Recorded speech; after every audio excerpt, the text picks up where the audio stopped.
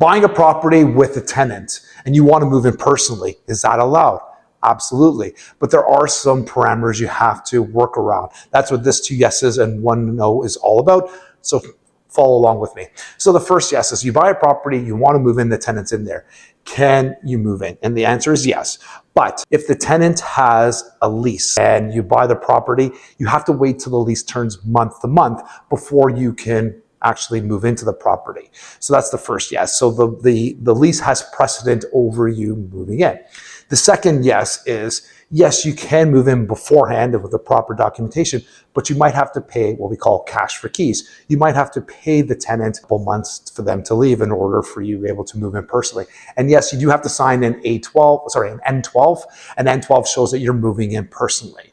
Then you're able to take over the unit. Now, the no in this situation is do not lie.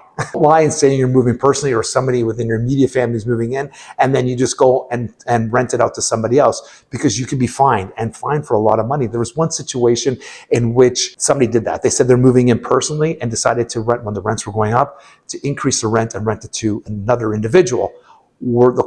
What happened is they sided on the side of the tenant, because the tenant, when complained about it, they had to pay 1 year's worth of rent to that tenant, plus moving costs, plus. So no, don't do that. You got to know your legal rights. If you are purchasing a property to move in personally, do the right documentation.